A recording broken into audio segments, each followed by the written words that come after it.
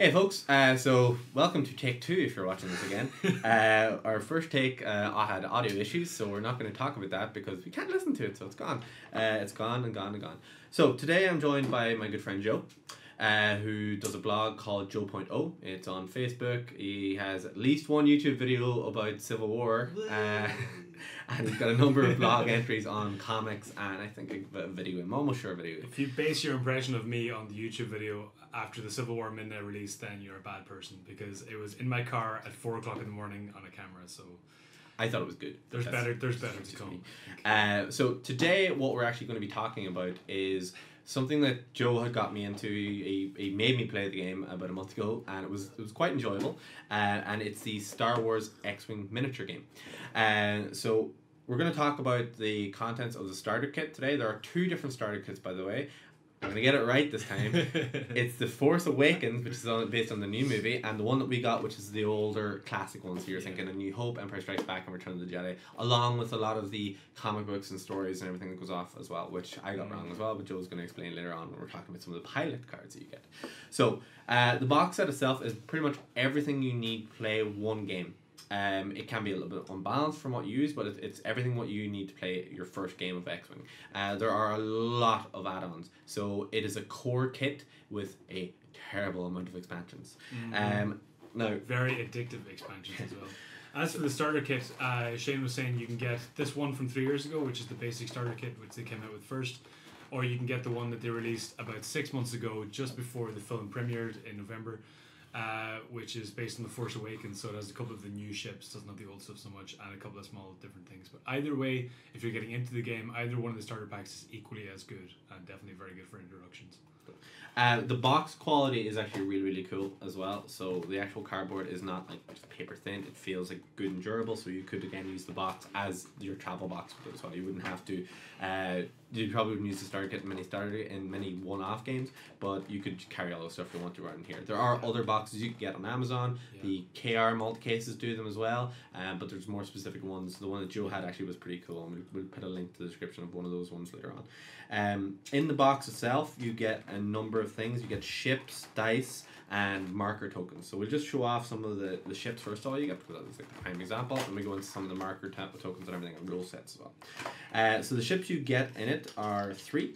You get 2 TIE fighters and 1 X-Wing. So you get TIE fighters, TIE fighter, and your X-Wings. The model quality is really awesome. It's actually incredible. Is cool. It gets even better the further on the game you go. You buy the expanded ships. Like we have a Millennium Falcon here as well. Everything comes pre-painted, pretty much pre-assembled. You don't have to do any gluing, any painting, anything like that. And the paint quality for pre-painted models is pretty much the best you will get in any game that allows it. So it's very impressive. So tell us a little bit about the actual producers. Yeah, Fantasy Flight. So Fantasy Flight, you get this little booklet with the game to go through all of the different games that they make. They make a huge amount of board games, role-playing games, miniatures games. And they've done a masterclass in kind of beating games like 40k and War Machine and getting new guys into the game with minimal effort. They bought the Star Wars license. I think they own the Star Wars license for any gaming products pretty much. So the role-playing game, the miniatures game, the board games, everything. And they're just like month after month after month releasing new stuff. So Fantasy Flight have done an amazing job using Star Wars license to make new games, and they also make loads of other stuff, loads of other games like Civilization, board games, stuff like that, XCOM. So yeah, they're very good. In the actual kit as well, for just the models, you get everything that you need of them. So you got the bases as well, and then we're talking about the pilot stuff and the cards later on that go into them. Yeah. But you get everything that you need to start. So you're not buying any little bits and pieces. This is enough to play the game, including the distance markers. It all comes in this little cardboard packaging. So here you'll see the pilot cards. So these are for your pilots and the ships. Other stuff is for like missions, and at the bottom you have the movement dials to determine where your ships are going to be moving. Then the other cards have asteroids, target locks, panic tokens, stuff like this, target lock tokens. These are all your movement trays. So to determine the direction your ship will move in, put the ship on one end of it, move it to the next, and more movement tokens and the back of your movement dials. So everything comes very neatly packed. It's very crisp, super easy to set up, and everything in one box.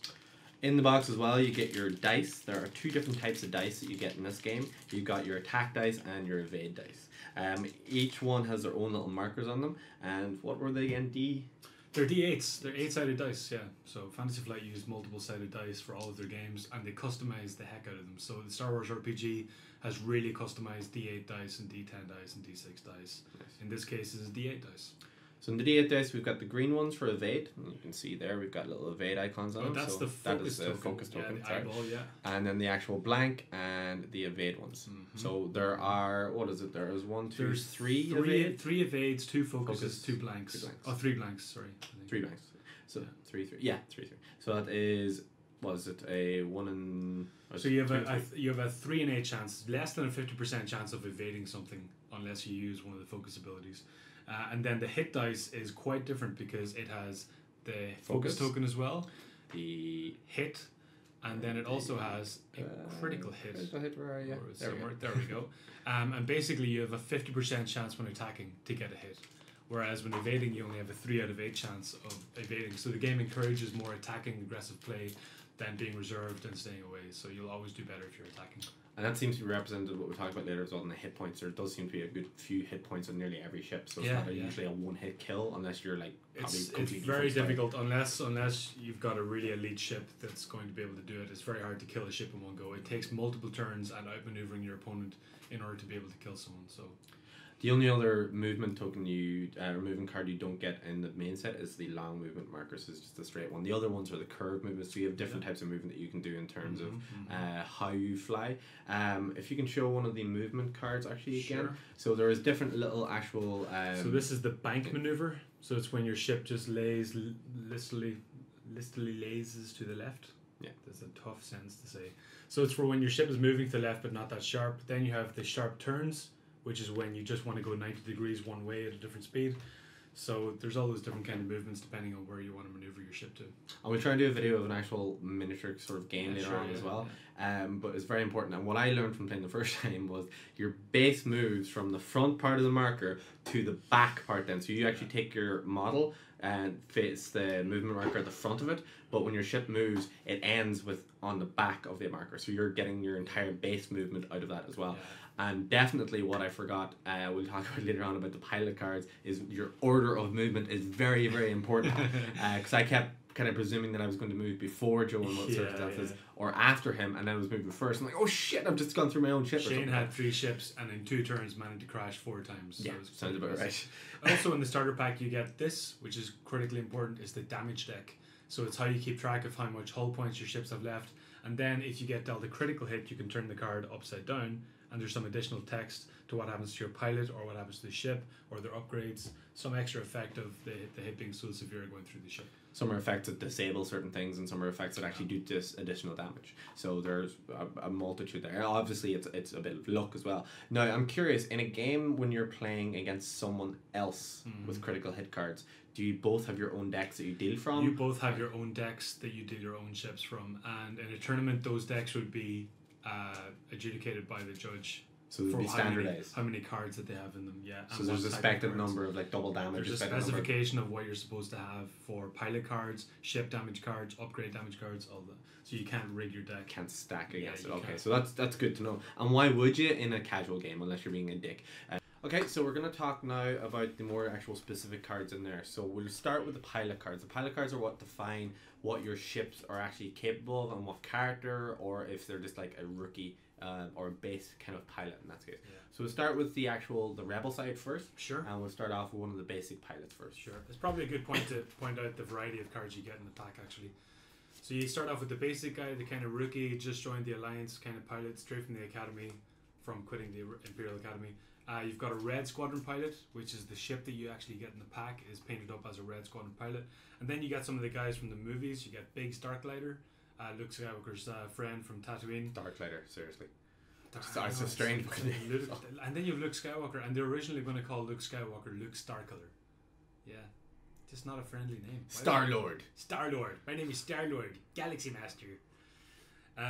So yeah, Luke Skywalker is the best pilot you get in the pack, but we'll start off with the basic pilot first, who's called the rookie pilot, who's piloting the T-65 Incom X-Wing fighter from the original trilogy.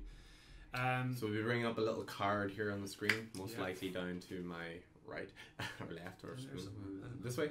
This way. Right, This way. Right Be here. over here. Beyond me, because Joe's talking cover beyond me. this, I think. But we'll have a card describing what this is, along with the other cards here. Yeah. So you'll see if you look straight at the card, there's some artwork at the top, and then the rest of the stuff is in the bottom left. You have a little symbol of an X-wing. It's the type of ship that the card is.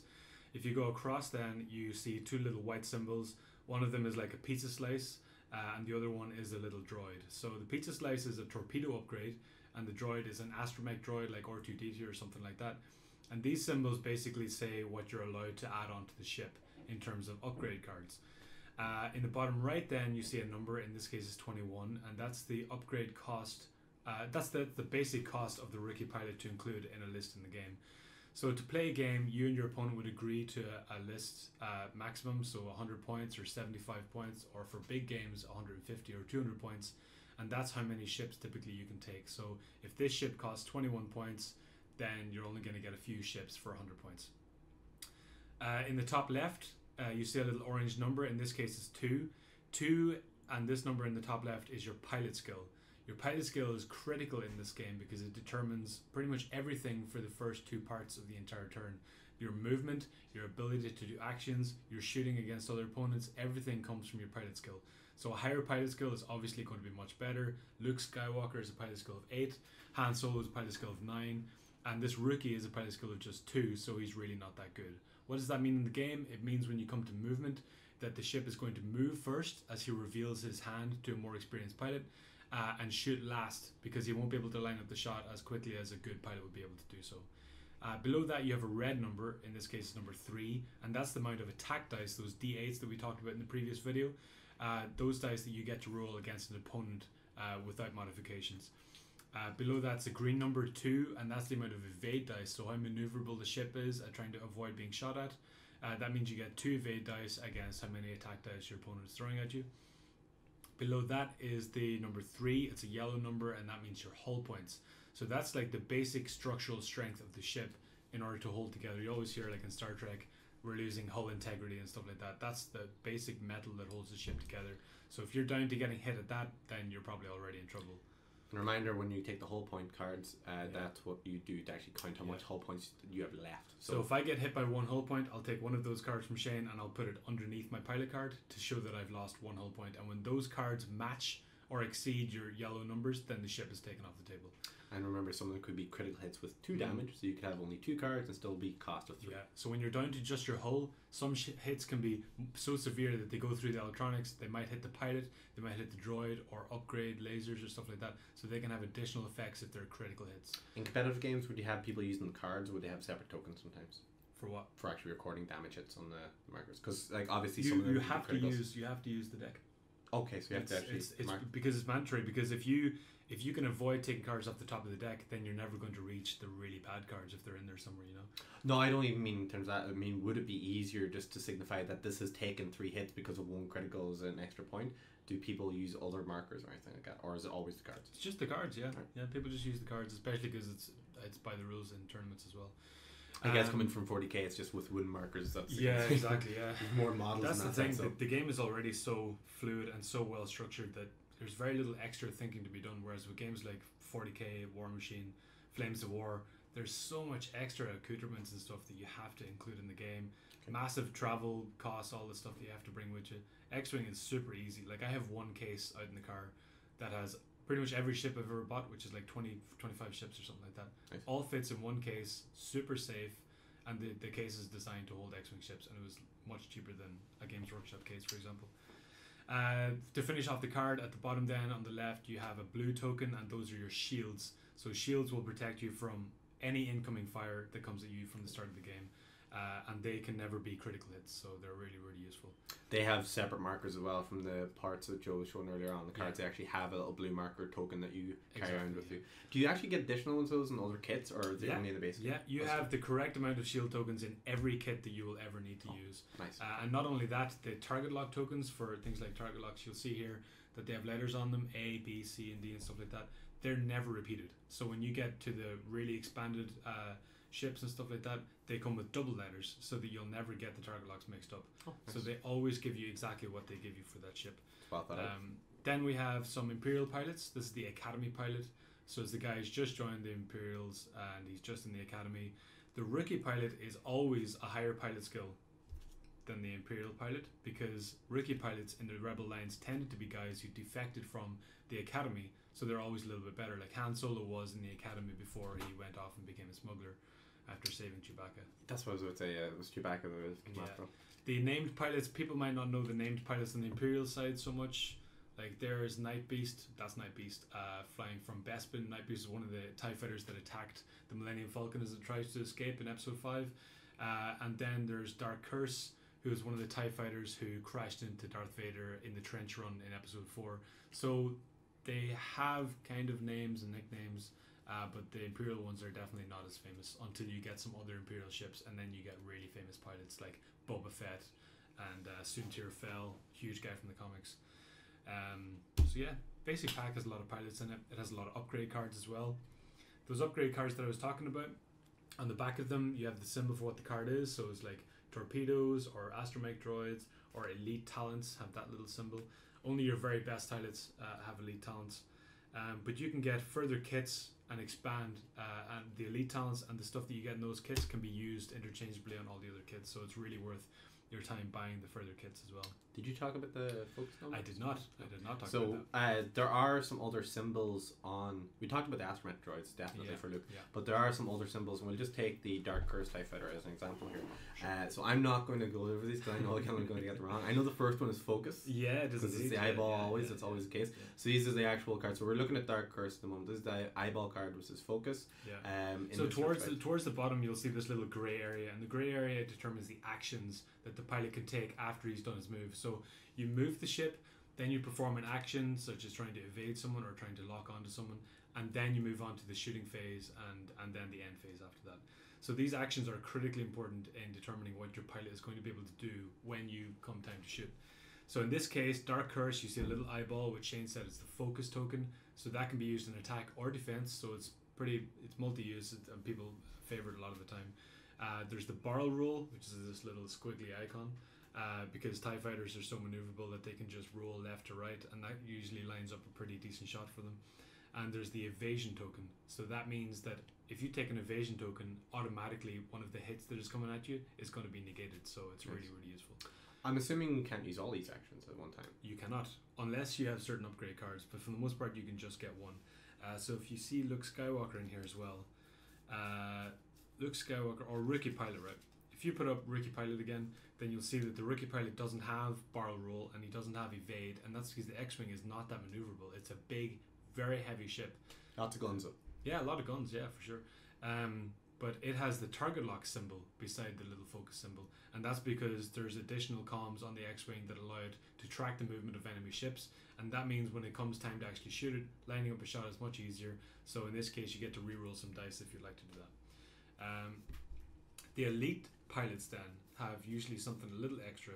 So for the most part, they're pretty basic in terms of similarity between all of their statistics. The hull points, the attacks, the evades are all really similar. But in the case of Luke Skywalker, you'll see that there's a little dot next to his name up here, and that's because he's a unique pilot. So you can only have one Luke Skywalker no matter what. On your team. On your team, yeah, obviously. So if you have him piloting an X-Wing, that means you can't have him as a co-pilot on the Millennium Falcon or something like that. And that goes for everything. So he can take R2-D2, and if he does, R2-D2 is unique. That means someone else can't take an R2-D2. At the bottom then, Luke Skywalker has another upgrade. That little elite talent card that I was holding up earlier. So Luke Skywalker can be tailored to have further functionality within your list by having this elite talent, which there's like 30 or 40 elite talent cards, so he can have any one of those, and you add on the points in your list. This might be a silly question, but can rebels fight against rebels? Yeah, and absolutely. Imperials. So there is no... I hate that rule, and I think a long time ago it was in Flames of War that only the bad guys could fight the good guys, and only the good guys could fight the bad guys. And I'm like, I don't want to watch a documentary. I want to play with some toys. So I want everyone to fight everyone all the time. I want to live out my multiple universe fantasies and actually kill Darth Vader with Darth Vader. Oh look, it's the Enterprise. And Luke Skywalker in the middle has this additional text. So for the Rookie Pilot, you see in the center box there's some text here which basically describes how the X-Wing T-65 is manufactured. Just a bit of fluff. It's a bit of fluff. And then for Luke Skywalker in the middle, they replace the fluff with an additional rule. So that pilot gets to make his own rule that only applies to him for the whole game unless something very specific comes up to stop him. And in his case, he's very good at defending, so he gets an additional kind of defense bonus. Nice. The only other difference then you'll notice between the rookie and Luke is the pilot skill number. 2 for the rookie and 8 for Luke Skywalker, showing the obvious difference between Lukey and the rookie pilot. Lukey and Rookie. Lukey and Rookie. Right here, folks. Lukey and Rookie together again. So in the box itself, you have everything you need to play the first game, as I said at the start. And one of the biggest things that stood out to me compared to something like 40k, which I would have played, would have been the comparison size and rule books. So we have the full size rule book here. I don't know if there's one for Force Awakens. Is there a completely different rule book? Force Awakens, it's almost identical in every way. Okay, so remember I mentioned at the start, there are 2 starter box kits at the moment. But there is the main one that we're using at the moment is the older one. So as I said, you've got the main rule book, which is not that thick, to be honest. I mean, it's probably about 28 pages, and that's really pushing it because a lot of that is like symbols and missions. Special missions come in the box set. But what you've got then as well is you've got a quick start sheet that actually comes with it. The quick start sheet is basically your initial setup, your movement, how you actually play, so your move, your action, your attack phase, and that's all you need. Yeah. For your first game, that is all you need. It'll show you how to set up your little markers and how to actually use each one, and that's it. And then you can go into the more deeper stuff like target locks and shit like that. So this is Fantasy Flight showing their expertise as well again, because minimization. The first page, they come from a board games background, and the first page is here's how to put your stuff together in a split second. Here's what you need to play the game. Just go and play it. There's no complication. Whereas 40k, the rulebook for 40k is like that. And now they split it up into 3 different books that you get for the first rulebook. It's just, it's work to play 40k compared to this game. Which, even though I've lost so many games of X-Wing, I've never once, except against Richard Flood, I've never once not enjoyed playing it. Because it's just always like you're flying around really cool spaceships and just having fun blasting asteroids and stuff like that. So it's just a lot of fun and really straightforward to set up and get into. Speaking from my only having one game of this as well, it was very, very enjoyable and very quick to put up. Yes, I crashed into asteroids a lot, but again, I feel that as a learning experience to kind of thinking, oh shit, my pilots are moving first. No, wait, they're moving last. Maybe that could be your thing. Maybe crashing your own ships into asteroids could be Shane's thing. And I mean, in all fairness, I did win in the end, but Joe happened to forget all his upgrade cards and everything, so that was a big deal. Very friendly of me. But yeah, so as we were saying, you basically get everything you need in the first kit to start off with. It would be a very unbalanced game, as we would have said in the last video, not this one. We would have been a very unbalanced game with 2 TIE fighters against 1 X-Wing, because you could easily go to either side and outmaneuver it. But it would only be unbalanced if you already knew how to play the game. If you're learning, it's not unbalanced at all. And to be honest, it's only like $40, $45 for the main box set, or €35 in Dublin. It's super cheap to get into, so the odds that you would buy just 1 box set are very slim. Most people buy 2 starter boxes, and now that there are 2 different starter boxes, most people just buy both of those to get the extra dice, the extra measures, and extra ships for a lot of value. So, and we have a lot of other ships we're going to actually open today. It may be separate videos or maybe part of the same, but just with each additional kit, you get everything you need for that particular ship. You don't get all the starter markers for the game. That's why you should buy the starter kit. But you get everything you need for that particular ship to drop it straight into your game. And as we were talking about earlier, which again wasn't recorded, you can't mix the units in together. So you can't have Imperials with the Rebels. I don't know if that's a good thing or a bad thing. I would have really liked to mix that kind of thing. And the Bounty Hunters are something I would definitely be phasey about. And I know then there's a kind of a third faction or a mixed faction. Yeah, I mean there's these ships like the YT-1300, right? People probably know it from the films as the Millennium Falcon. It's a really cool box set, Millennium Falcon, and I'm like, it's a Corellian freighter, and it's used by smugglers all the time. It's even in the fluff that it's used by smugglers all the time, and yet the bounty hunters can't use it. So you can't use it as part of the bounty hunter faction. And I'm like, well, that seems like a no-brainer. Whereas the Scum and Villainy, they're called Scum and Villainy, the bounty hunters, and they can use, Slave 1, the fire spray class. They can use Y-Wings, they can use Z95s, the older ships before the X-Wing. So they can use a lot of ships, but you can't mix and match so easily with the ships that you would really like to mix and match with.